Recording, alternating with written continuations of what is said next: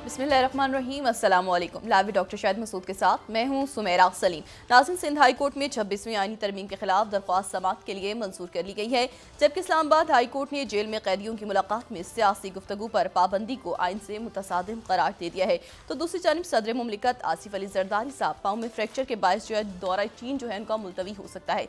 इसके अलावा भी दीगर मौज़ूआत पर आज हम गुफ्तगू करेंगे। स्टूडियो में हमारे साथ मौजूद हैं डॉक्टर शाहिद मसूद। अस्सलाम वालेकुम डॉक्टर जी, आपको भी डॉक्टर साहब, सिंध हाई कोर्ट में 26वीं आईनी तरमीम के खिलाफ दरख्वास्त समाअत के लिए मंजूर कर ली गई है।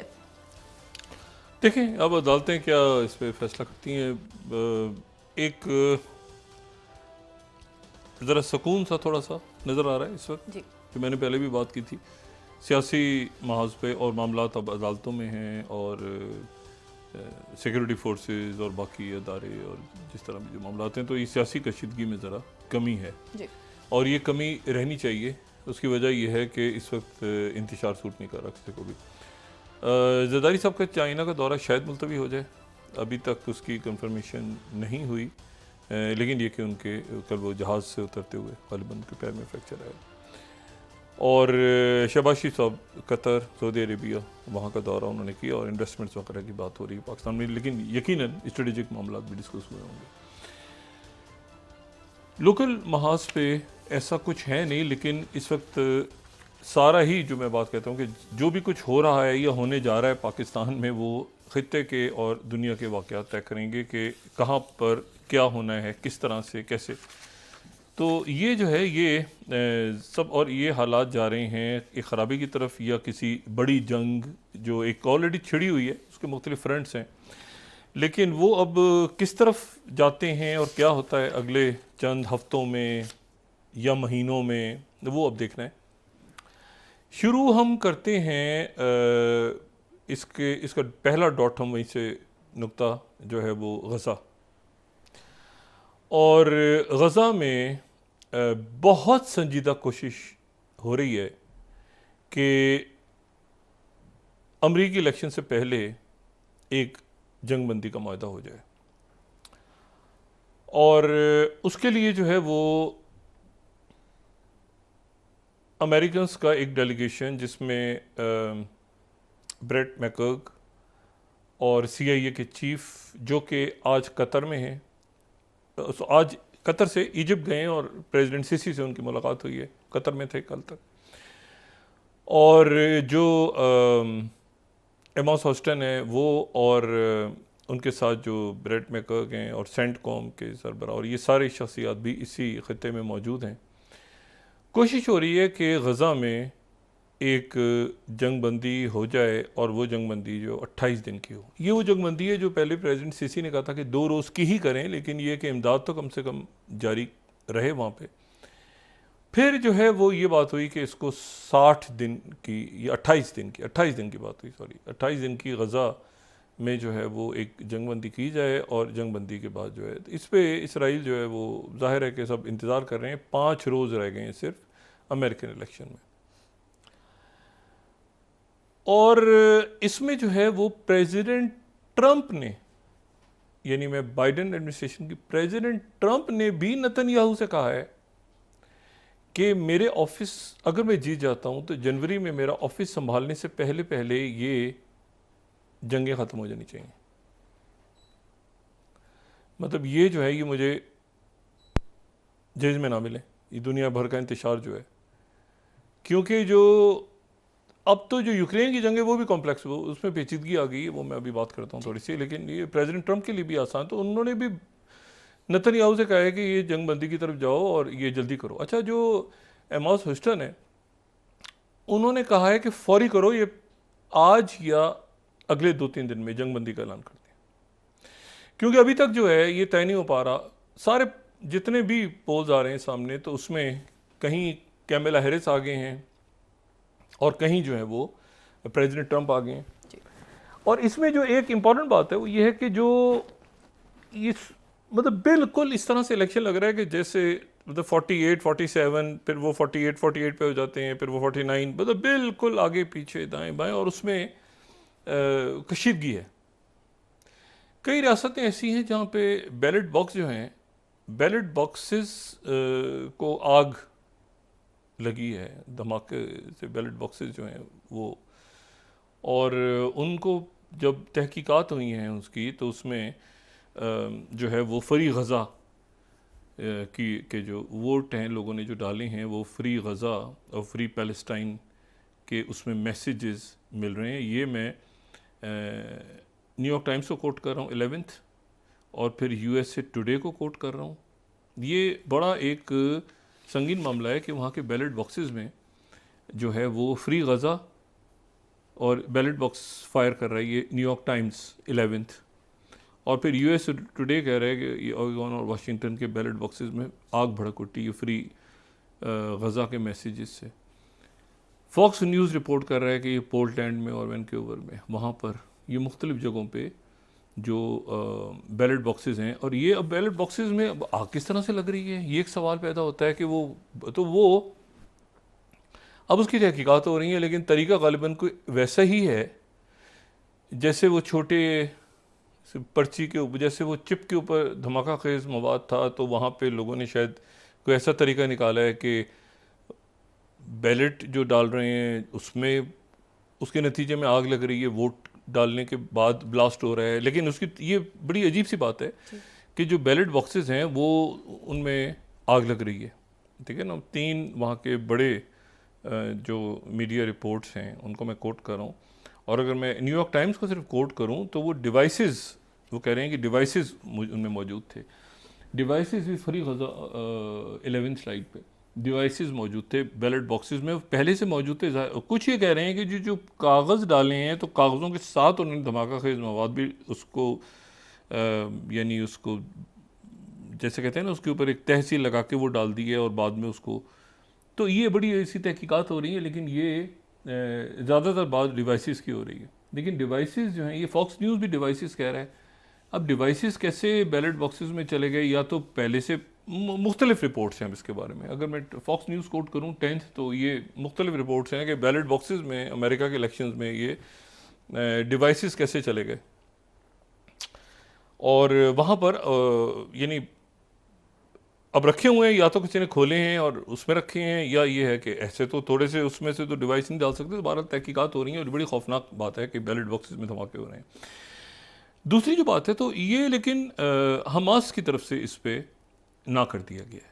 हमास ने कहा है कि किसी किस्म की आर्जी जंग बंदी की तरफ हम नहीं जाएंगे, और मैं ये बात पहले भी कह चुका हूँ कि ये जो सारा प्लान होना था हुआ है, ये सारा या सनवर लिख के कागजात छोड़ गए हैं पीछे, और सबको बता भी गए हैं कि अगर ये बात हो तो ऐसे है, ऐसे हो तो इससे बिल्कुल पीछे नहीं हटना। तो वो उनकी बातों के मुताबिक ही अमल हो रहा है कि एक मुस्तकिल जंगबंदी, और उसके नतीजे में यरगमालियों और कैदियों की रिहाई, और फिर उसके बाद जो है वो गज़ा से फ़ौजों का हटना, बैनुल अक़वामी सिक्योरिटी फोर्सेस का आना, फिर वहाँ पे 2 रियासती हल। ये सऊदी अरेबिया की तरफ से आज दोबारा बात हुई है कि 2 रियासती हल के ऊपर वो कॉन्फ्रेंसेस और एक नया पूरा फोरम अरेंज करें और सारा।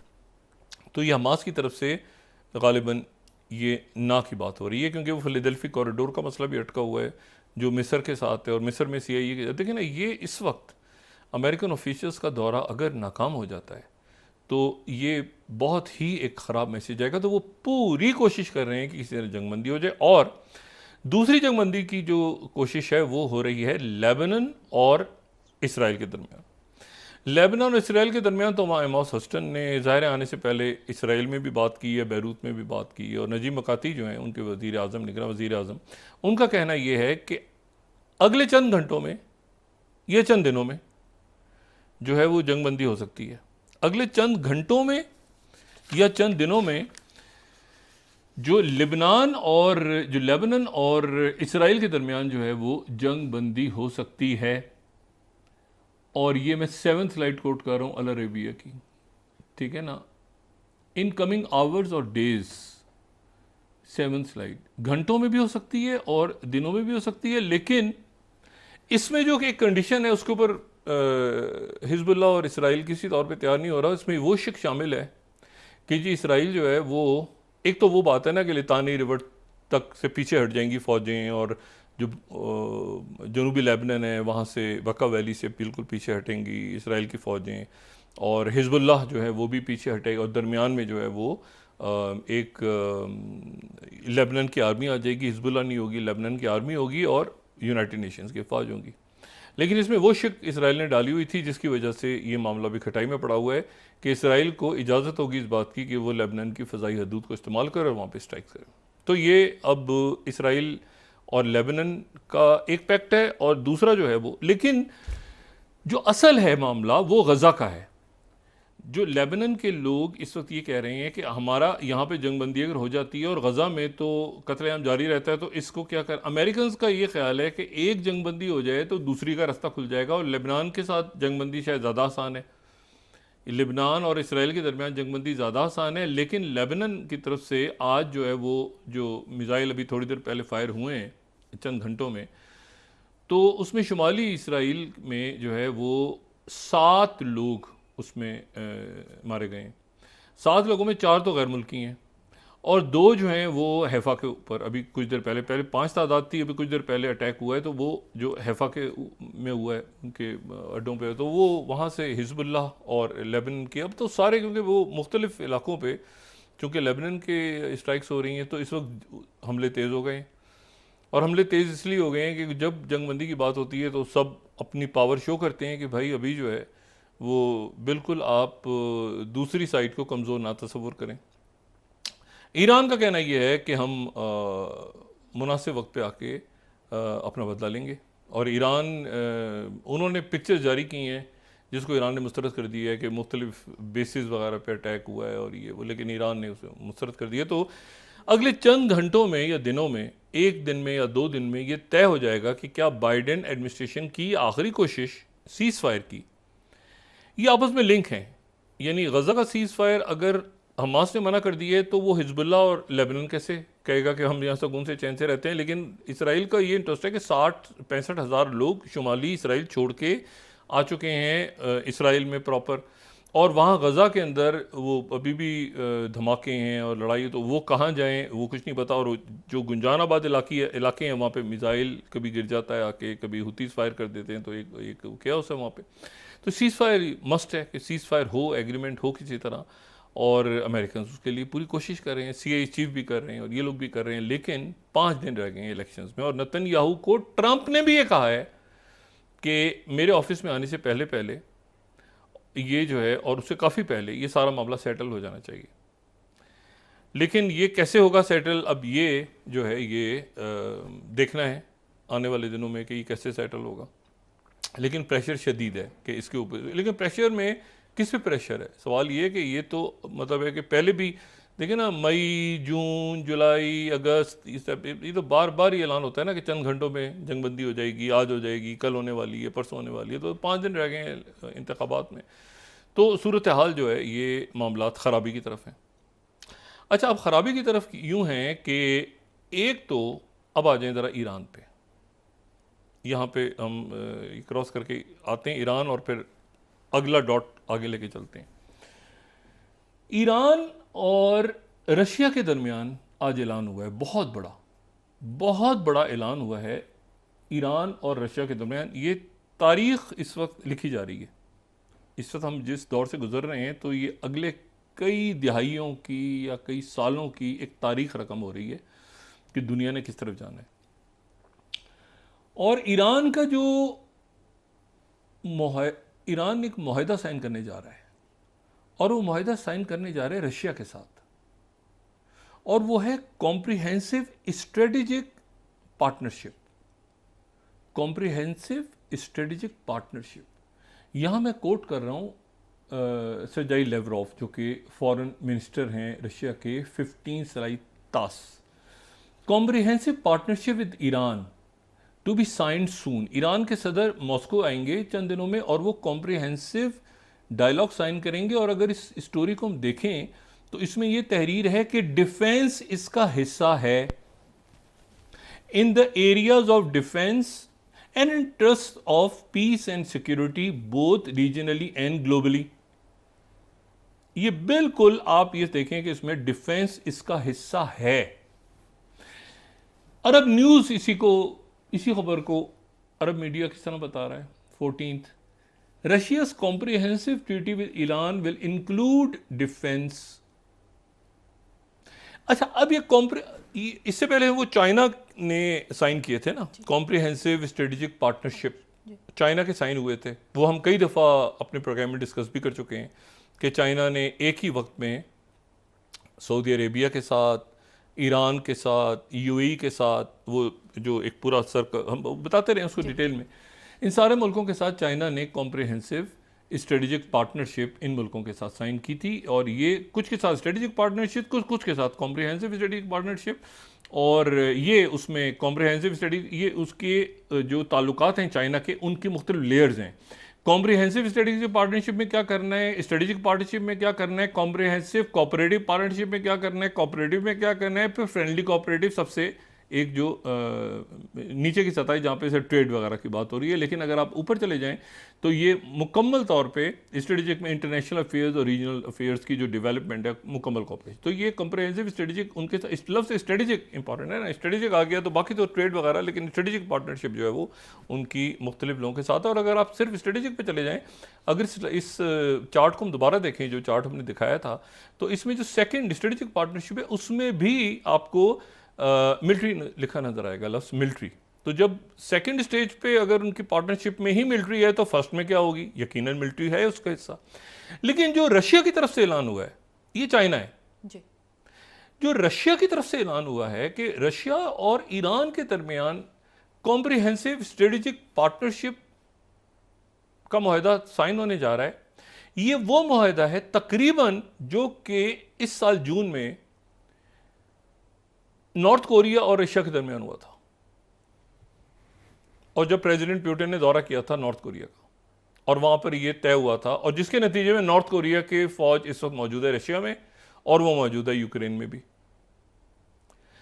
और उसका आर्टिकल 4 जो है वो बड़ी हद तक नेटो के आर्टिकल 5 से मिलता है, कि जिसके मुताबिक एक मुल्क पे हमला दूसरे मुल्क पे तस्वुर होगा। तो अगर रशिया पे हमला हुआ तो नॉर्थ कोरिया ने अपने ऊपर तस्वुर किया और नॉर्थ कोरिया ने अपनी फौजियां भेज दी। अब अगर रशिया और ईरान के दरमियान होता है तो ईरान पे अटैक रशिया पे अटैक होगा, और रशिया पे अटैक ईरान पे अटैक होगा। तो इसराइल तो चला गया है पीछे इस ऐलान के फौरन बाद, या तो वो ये साइन होने से पहले अटैक करे ईरान पे, क्योंकि इसके बाद वो अटैक इसराइल करता है तो वो रशिया पे करेगा अकॉर्डिंग टू स्ट्रेटेजिक एग्रीमेंट जो, और ये तारीखी डॉक्यूमेंट है, क्योंकि रशिया का जो स्ट्रेटेजिक पार्टनरशिप है गालिबन वो तो देखें, एक तो बेलारूस के साथ है बड़ा करीब, एक वो नॉर्थ कोरिया के साथ है, ईरान के साथ उसकी साइन होने जा रही है। और ईरान जो है ये मशरिक़ वस्ता कह लें या इस खत्ते का पहले मुल्क को स्ट्रेटेजिक पार्टनरशिप रशिया उसके साथ साइन करेगा। और उसके समरात हमने भी देख लिए कि नॉर्थ कोरिया उसकी वजह से बैठ गया आके और लड़ रहा है यूक्रेन में। और फिर उसके बाद जो है वो जाहिर है उनका CIS फोरम है जिसमें आर्मीनिया, लेकिन आर्मीनिया के लोग नाराज़ हैं कि भाई रशिया ने उतनी मदद नहीं की जितनी करनी चाहिए थी, और उसके नतीजे में आज़रबाईजान जीत गया। तो वो उनका एक स्फीयर ऑफ इन्फ्लुएंस है। लेकिन ये जो स्ट्रेटेजिक पार्टनरशिप है, लेकिन स्फीयर ऑफ इन्फ्लुएंस जो है वो तो रशिया तो पुराने सोवियत यूनियन पे चले जाएँ तो कोरिया तो बना ही, अगर सोवियत यूनियन ना होता और चाइना तो ये कोरिया तो ना बनता, नॉर्थ कोरिया तो बना ही उसकी वजह से। और एक दौर में जब ये न्यूक्लियर वगैरह, साउथ कोरिया ने तो यकीनन नहीं रखे न्यूक्लियर, लेकिन नॉर्थ कोरिया के न्यूक्लियर में रशिया ने बड़ी हेल्प की उनकी, सोवियत यूनियन ने। तो अब यह है कि अब ये स्ट्रेटेजिक पार्टनरशिप होने जा रही है रशिया और ईरान के दरमियान। इस दौरान जो है वो नॉर्थ कोरिया ने इंटर कॉन्टिनेंटल बैलिस्टिक मिसाइल्स का तजर्बा किया, और ये आज तक जितने तजर्बात नॉर्थ कोरिया ने किए हैं ये उनमें से सबसे आप समझें कि जो दूर तक जाने वाला, इससे पहले जो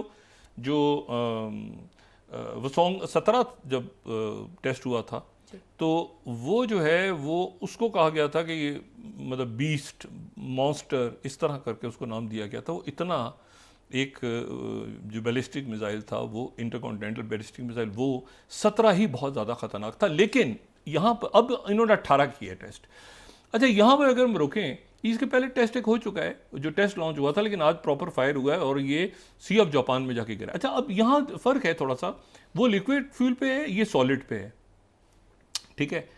और इसमें जो है वो फ़र्क ये है कि जाहिर है कि मतलब ये आप समझें कि ये पेचीदा, इसकी ये कॉम्प्लेक्स है। अगर आप सॉलिड लिक्विड फ्यूल पे जाते हैं तो कॉम्प्लेक्स है। और दूसरी जो बात है इसमें बात बड़ी इम्पॉर्टेंट है, और वो बात ये है कि ये मिज़ाइल जो है ये 15,000 किलोमीटर तक ये परवाज कर सकता है, 15,000, और लॉफ्टेड ट्रेजेक्ट्री के साथ। यानी ये मिज़ाइल जो हैं ये इस तरह से हैं कि अगर आप इनको, ये हम अगर थर्ड स्लाइड देखें, ये बिल्कुल ऐसे सीधे जाता है। ये इसकी जो ट्रेजेक्ट्री है, यानी जो इसका अंदाज है, ये बिल्कुल सीधा जाता है, बिल्कुल वर्टिकल, ऊपर ऊपर ऊपर ऊपर ऊपर ऊपर ऊपर ऊपर सीधा ऊपर चला जाता है, चला जाता है, चला जाता है। और ये जो है ये कोई 7,000 किलोमीटर तक, 7,000 किलोमीटर तक। ये यहाँ पे सिर्फ 14 मैंने दिखाया हुआ है, लेकिन मैं आपको सिर्फ ट्रेजेक्ट्री इसकी दिखा रहा हूँ कि ये अगर मैं थर्ड स्लाइड यहाँ पर हम दिखा सकें तो उसमें ज़्यादा क्लैरिटी आ जाएगी कि ये जो है ये 31 अक्टूबर को जो लॉन्च हुआ। थर्ड स्लाइड अगर हम दिखाएं, थर्ड स्लाइड जी, ये अब जो इन्होंने एक्सपेरिमेंट किया है तो ये 6,000 से ऊपर गया है, ये 7,000 किलोमीटर ऊपर गया है ये सतह ज़मीन से, और ये longest ever intercontinental ballistic missile है। अच्छा, ये ऊपर जाने के बाद जो है ना, ये ऊपर स्ट्रेट जाता है जिसको लॉफ्टेड ट्रेजेक्ट्री कहते हैं, और ये सीधा ऊपर गया 7,000 किलोमीटर तक, और फिर उसके बाद सीधा वापस आया नीचे। यानी ये अगर ये, यानी अब इसकी ट्रेजेक्ट्री इसकी अगर ये दूर नहीं जाएगा बल्कि ये ऊपर जाके नीचे ही आ जाएगा ताकि इसका फासला कम हो। तो ये 1,000 किलोमीटर तकरीबन, ये देखें गया कितना ऊपर है, ये ऊपर 6-7 हज़ार तक गया है। तो वैसे तो इसकी ट्रेजेक्ट्री अगर इतना ऊपर जाता है तो बहुत दूर जाके गिरना चाहिए, लेकिन अगर ये बहुत दूर का इसका बना दिया जाए कि ये कितनी दूर जा सकता है, तो फिर ये पूरे दुनिया को ही अपने लपेटे में ले लेगा। तो इसके ये इतना इसमें ऐसी जदीद टेक्नोलॉजी है कि ऊपर जाने के बाद ये वर्टिकली नीचे आके ज़्यादा दूर तक नहीं, ये सी ऑफ जापान में गिर गया, जिसको ईस्ट सी भी कहते हैं। और ये जो है ये तजर्बा उन्होंने किया, और ये तजर्बा उन्होंने ये कहा कि ये तजर्बा हम अपने दुश्मनों को एक मैसेज देना चाह रहे हैं।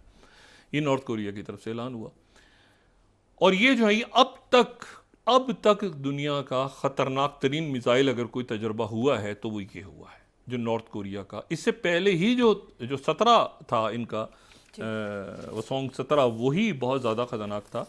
तो ये जो है ये इंटरकॉन्टिनेंटल बैलिस्टिक मिसाइल्स उनके पास जो हैं, उन्होंने आज उसका तजर्बा कर लिया नॉर्थ कोरिया ने। नॉर्थ कोरिया रशिया के साथ strategic partnership, comprehensive strategic partnership, Russia Iran के साथ कॉम्प्रिहेंसिव स्ट्रेटेजिक पार्टनरशिप। और वो प्रैक्टिकली प्रेसिडेंट पुतिन, ये नहीं कि हम होगा तो देखेंगे तो नहीं, वो नॉर्थ कोरिया आ गया, नॉर्थ कोरिया ने आके वहाँ पे। फिर उसके बाद जो एक दूसरा मामला हुआ है वो ये हुआ है कि जो ये तकरीबन बहुत अरसे के बाद जो है, अच्छा ये देखें ना, ये मैंने पहले भी बात की थी कि अच्छा उनके मैथ्यू मिलर जो हैं उन्होंने कहा है कि हम गज़ा में जाते हैं पहले सीज़ फायर, लेकिन अभी तो 4 दिन रह गए। 4 दिन से पहले कैसे गज़ा में कैसे होगा और वहाँ कैसे होगा, तो अमेरिकन बैठे तो हुए हैं। और ये देखिए कोरिया का जो मामला है ना, ये मैं पहले भी बात की थी कि 1953 में ये जब जंग बंदी हुई थी तो आर्मिटिस के माहदे वगैरह तय हो गए थे, लेकिन उसके नतीजे में जो है वो टेक्निकली जंग जो है वो ख़त्म नहीं हुई। जंग तो जारी है नॉर्थ कोरिया और साउथ कोरिया के दरमियान जो है। तो अब नॉर्थ कोरिया की तरफ से ये मिसाइल टेस्ट होना, अब साउथ कोरिया इस वक्त क्या महसूस कर रहे हैं, बहुत एडवांस उनका जो 80 की दिहाई से और या उससे भी पहले से उनका जो न्यूक्लियर प्रोग्राम है। और किम ख़ानदान है वहाँ पे, ये किम ख़ानदान के दौर से किम इल जोंग, और फिर उसके बाद किम जोंग इल, और फिर उसके बाद किम जोंग यूंग। तो ये जो है ना किम फैमिली, पहले दादा फिर बेटा और फिर उनके जो पोते हैं वो इस वक्त हैं, तो ये किम फैमिली है। अच्छा, और इसको आसान इस तरह से कि किम जोंग याद कर लेना, तो तीनों में किम जोंग है। एक में इल दरमियान में आता है, एक में इल जो है वो आखिर में आता है, और एक में उन आता है आखिर में। तो किम जोंग करके ना, तो तीनों जो ग्रैंडफादर और इनके फादर और ये खुद इन किम जोंग कह लें तो जान छूट जाएगी, वरना एक में इल दरमियान में था किम इल जोंग, और एक जो में आखिर में आता है और एक में आखिर में उन आता है, जो मौजूदा हैं उसमें उन आता है, किम जोंग उन। तो इस तरह से इनको याद करना ज़रा ब्रेक के बाद आसान हो जाता है नाम। जी जी नाज़रीन, वापस आते हैं छोटे से ब्रेक के बाद।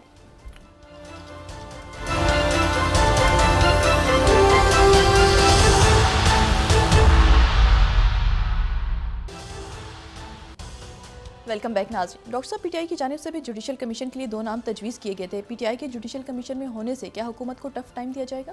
नहीं, ये इरेलीवेंट इश्यूज़ हैं इस वक्त। कोई जुडिशल कमीशन मेरे ख्याल के इस वक्त तो मुझे कोई नज़र नहीं आ रहा, ना कोई ये आइनी बेंच वगैरह शायद कोई बन जाए, लेकिन अभी इश्यूज़ बहुत मुख्तलिफ हैं। ये जो रीजनल इश्यूज़ हैं और जो टर्मोइल है, ये किसी और सिमत में जाता और बड़े अजीब से रुख पे जा रहा है, क्योंकि ये जो अलाइंसेस हैं ये नहीं, आप ये देखें ना कि कोई सोच भी नहीं सकता था कि इतने इस किस्म का अलायंस बनेगा कि नॉर्थ कोरिया जो है वो रशिया के लिए लड़ रहा होगा कि नेटो के सामने या यूक्रेन में आ गया होगा, और स्ट्रेटजी तैयार नहीं हो रही होगी कि अभी नॉर्थ कोरिया से कैसे मुकाबला किया। कि नॉर्थ कोरिया ने यहाँ पर जो है अपनी फ़ौज भेजी है, और साथ नॉर्थ कोरिया ने जो है वो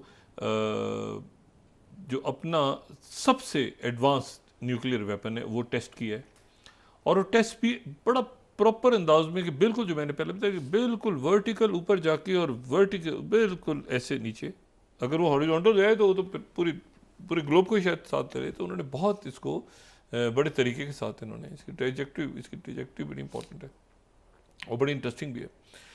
तो बात ये है कि ये ऊपर गया और फिर उधर ही सी ऑफ जापान में आके गिर गया। अच्छा, उसके साथ ही एक जो दूसरा मामला है वो लियोनिंग और शेडोंग, ये 2 जो कैरियर वेसल्स यानी CV-17-16, ठीक है ना, ये बड़े कैरियर वेसल्स चाइना के उन्होंने एक साथ जो है वो अपनी मशकें की हैं। बड़ा रेयर है कि ये एक साथ जो है इनके 2 बड़े कैरियर्स वो एक साथ जो है वो जंगी मशकें की हैं, और वो जो फुटेज जारी हुई है वो 24 से 30 एयरक्राफ्ट्स या उससे ज़्यादा एक कैरियर पे मौजूद होते हैं।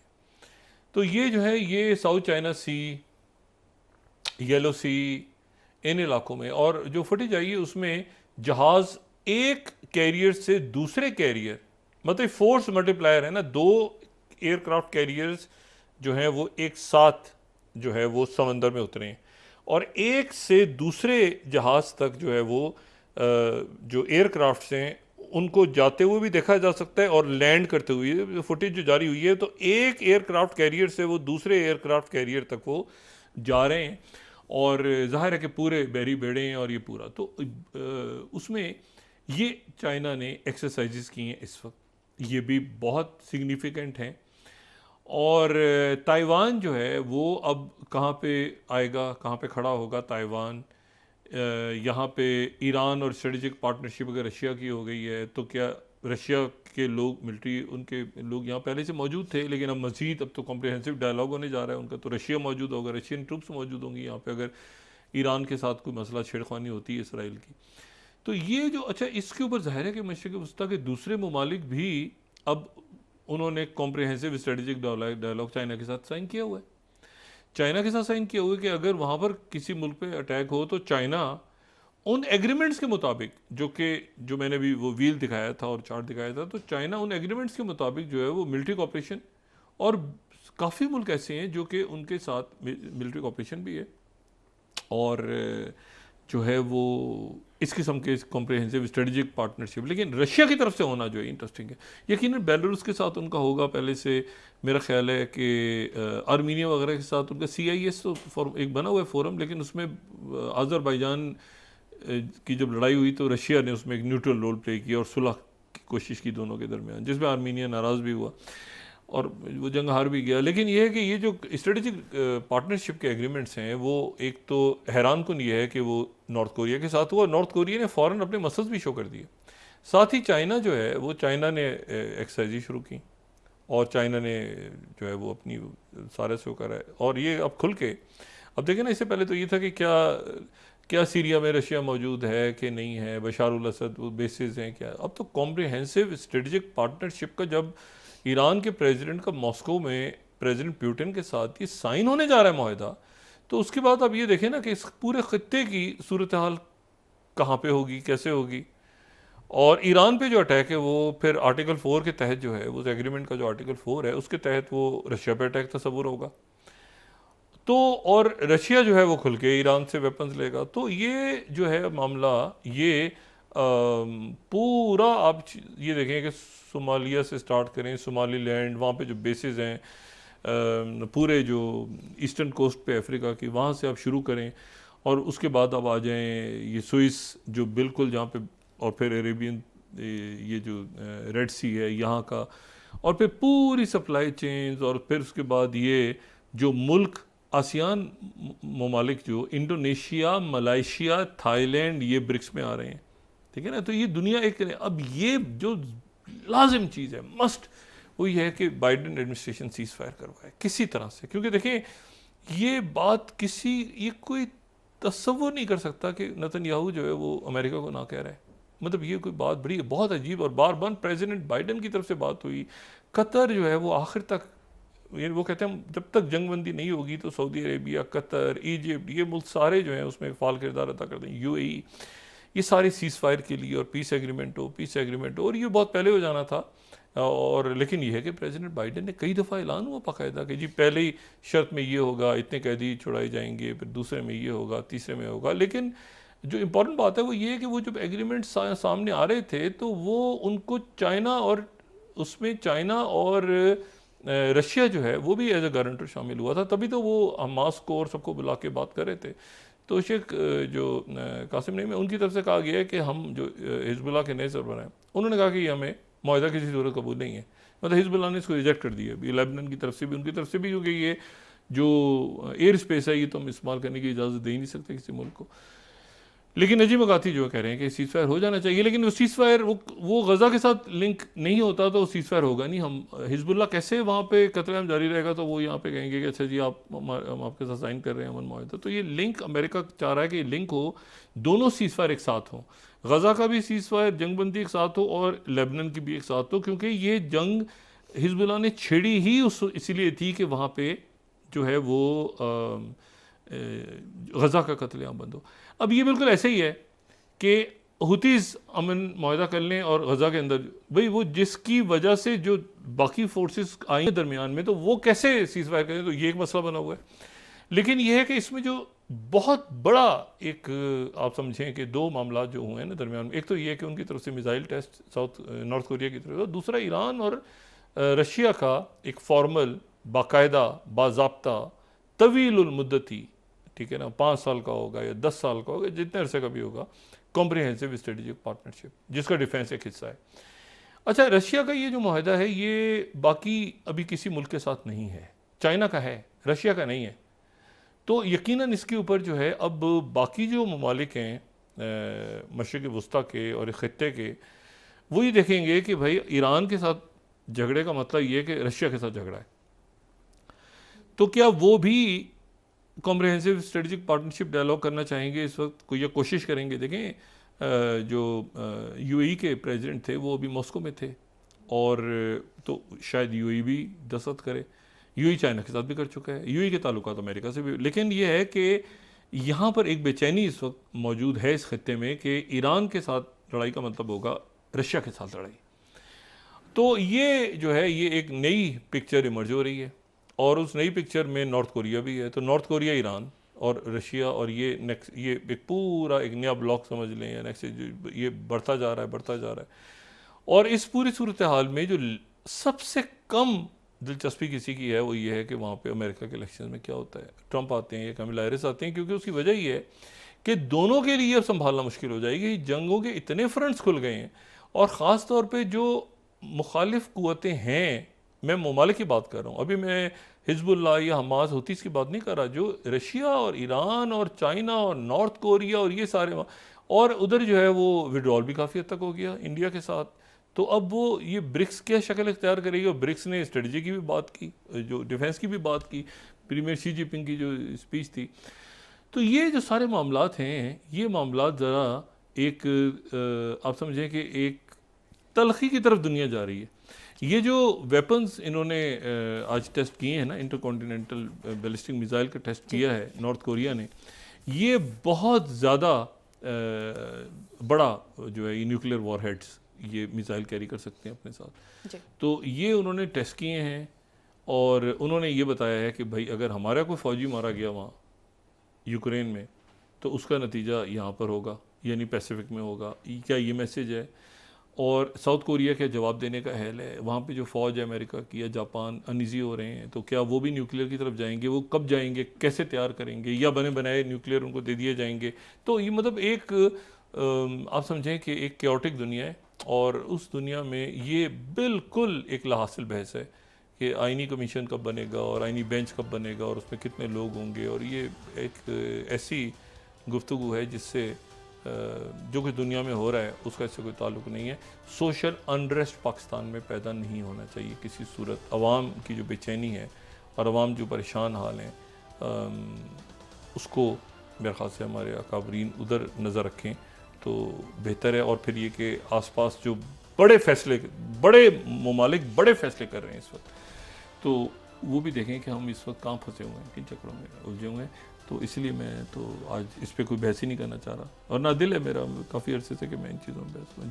जी बहुत शुक्रिया डॉक्टर साहब। नाज़रीन, के साथ आज का प्रोग्राम अपने अख्ताम को पहुँचा। मुझे सुमेरा सलीम को इजाज़त दीजिए। अल्लाह ने के बाद। जी डॉक्टर साहब, अपना दोस्तों रिश्तेदारों गिरदोनवाह के लोगों का सब ख्याल रखिएगा। अल्लाह हाफ़िज़।